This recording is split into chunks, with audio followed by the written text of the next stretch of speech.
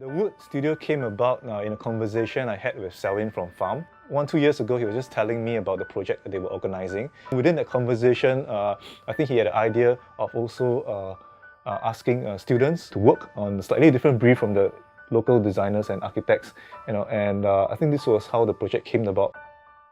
For this studio, there were mainly, in terms of the designing process, there were two main tracks. Students were asked to work on the wood matrix. And on the other track, the students were also asked to do research. Ultimately, they had to merge these two tracks together.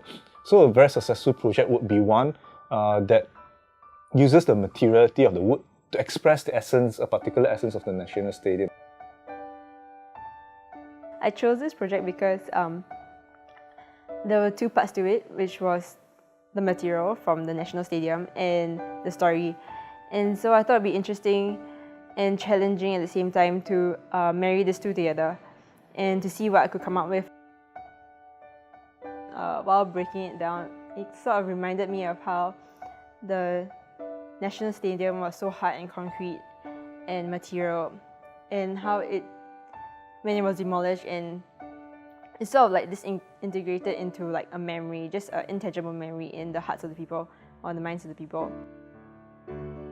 So it's sort of like parallel with what I'm doing with the wood, which was hard and material, to something fragile like paper. And also because like memories are fleeting, paper would sort of like give you something material to associate the National Stadium or help you remember the National Stadium. The National Stadium meant quite a bit to me because when I was in secondary school, I used to run for the school competitively.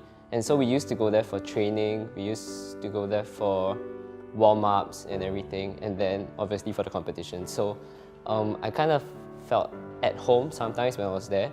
And also in Primary 5 when we went there, all of us went there as kids to watch the National Day Parade, and that was pretty amazing. It's something very personal because something that you have in a pencil box, something you have at home to use to write down things that you want. And I also hope that they see it as, every pencil could be a kind of memory that, whoever picks it up and whatever you do with it, it becomes an individual expression of whatever you're going to write down. It's going to be different from everyone else. Hopefully when Singaporeans look at my project, they come to realize how young our Singaporean heritage is and how individual nostalgic experiences are unified across gender and race, bringing us one as a nation. When I started off with the matrix, I was just kind of looking more at the physical aspects of the wood rather than the meaning of it. And as I developed my matrix, I started thinking more about the stories and the experiences of the National Stadium. And I realized that it's not just about the experience of the stadium, but it's about specific events that took place at the stadium, which is where I started to look at, the ice cream patong and the ice cream man, and how that was also an experience at the National Stadium. Three rings are actually like a historic record of memories.